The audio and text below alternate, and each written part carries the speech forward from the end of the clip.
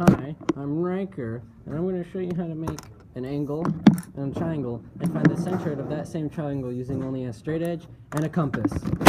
I'm Daniel, and I'm gonna construct a triangle given two angles and a line. And a triangle with congruent angles but non-congruent sides.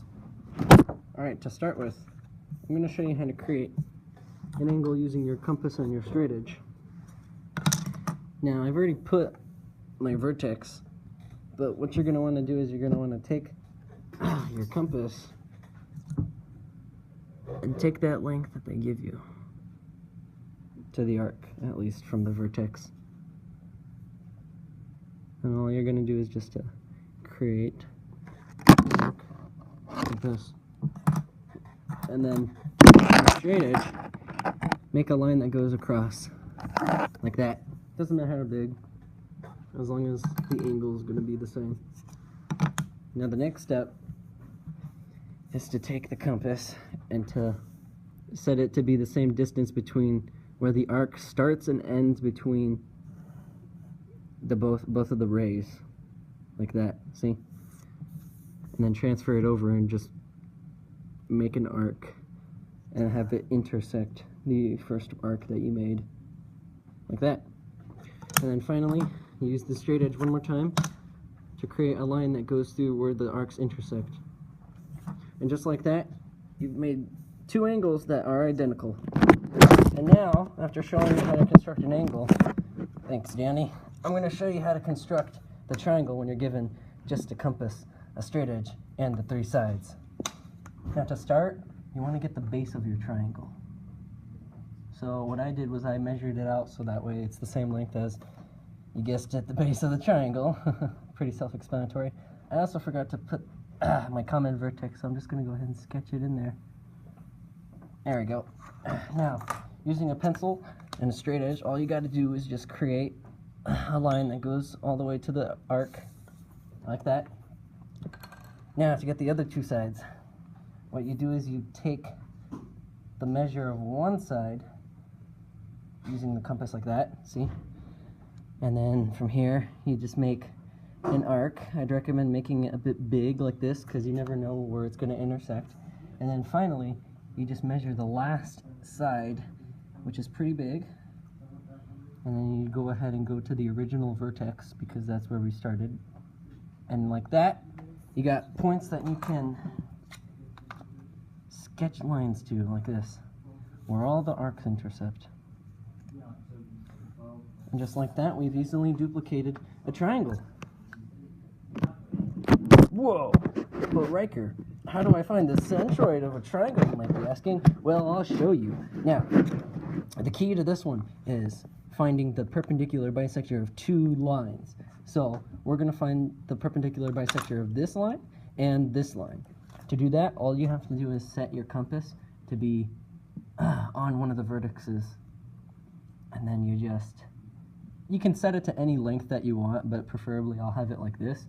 And then the next step that you do is you create arcs around like this. It's always best to get them big because you never know when you're gonna you don't know when these are gonna intersect, so you always want them to be pretty big, like that. And then without changing the size, you go to the opposite end of the line that you're trying to find, and you just create some more arcs like this. Now, you see where these arcs intersect each other? That is the point at which we're going to draw our line like this. So as you can see, all of them appear to be 90 degrees, which is exactly what we want. Now the next step, like I said, is to get the other side. So once again, you can set those to any length that you want. Nobody's going to kill you over it. And then you create one arc, and then the other arc. Make them big. Like that. It may look like one, but I just overlapped them. And then once again, go to the opposite side and create your marks without changing the size of the compass. And then finally, we just put our line through, and now we got two perpendicular bisectors. But wait, there's one more step. Get closer on this. See where these intersects actually begin? or the bisectors, you're going to want to put some points there. This one's going to go to the you put it to the opposite vertex from where it is, like this. I'm going to make it nice and thick so you can see it. And that point right there, that is your centroid.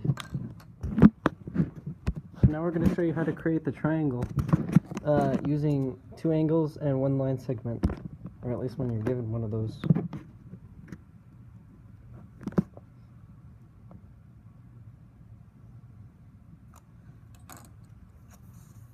So first he starts off by getting the line segment. He sets his compass so that way it's the length of the entire line segment, and then he creates the arc so that way he can use his straight edge to make a line towards the arc. And right now he's measuring the acute angle. What letter is that? I.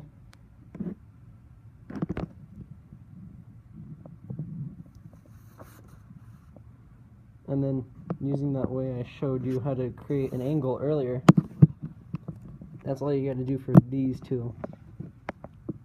Except for Y, you're going to have to put it in reverse on this side. So that way it creates a triangle.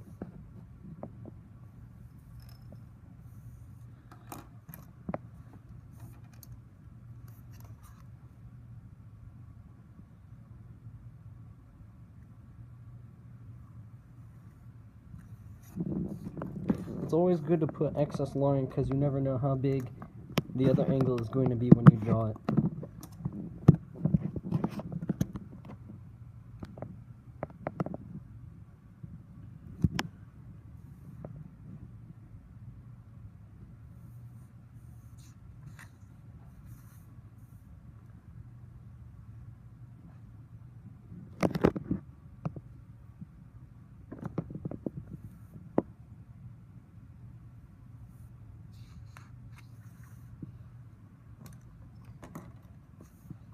And now he has his final side, which makes a triangle, as it asks. And once again, Daniel's going to show you how to make a triangle that has congruent angles to this one, but not congruent sides.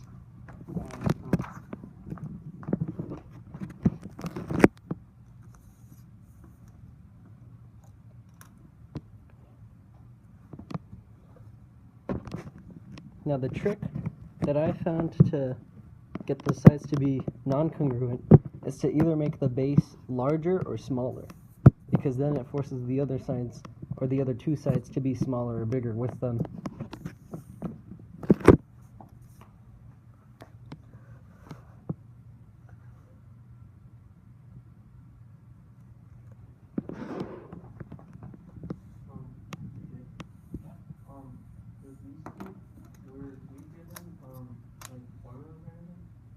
Well, just so we tell it.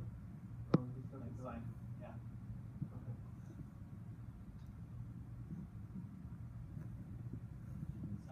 And now that's one of the angles done. You know what the sign of one of those. As with the previous construction, all he has to do is just get the last one using the angle method that I showed earlier.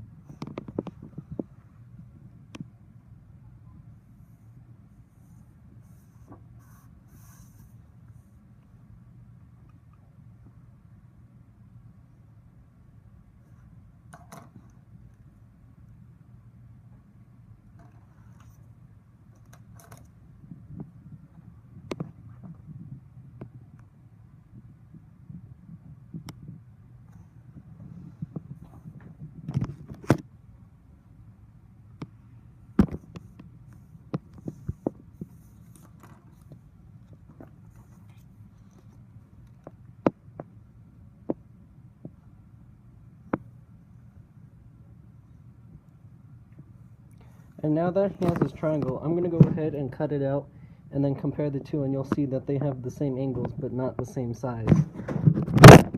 Alright, so now I've cut the triangle out. Here you go, Daniel. I've cut the triangle out, and as you can see, it's way bigger than the example, but that's good because that means all the sides are non-congruent. Now let's see if all the angles match up. This one matches. Yep. All the vertices of the triangle match up. Alright, that was all our constructions. I hope you enjoyed watching this.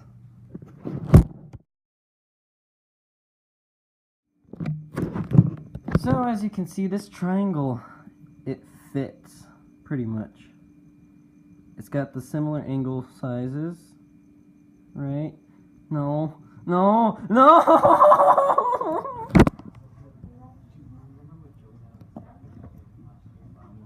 Crap. Transition. Whoa! Let me just line this up perfectly. Oh, hold on. I'm gonna. You know what? Let's retake that one. I messed up. And Daniel, can you come hold the camera for me? You know what? What I'm gonna. As I said earlier, I'm gonna start. So we're gonna start out. Now, what I'm gonna show you here, I'm gonna start out. So I'm gonna. Whoa! But that's good because that means all the sides are non-congruent, yet the angles are still the same. All right, that was all our constructions. I hope you. I messed up. Good job.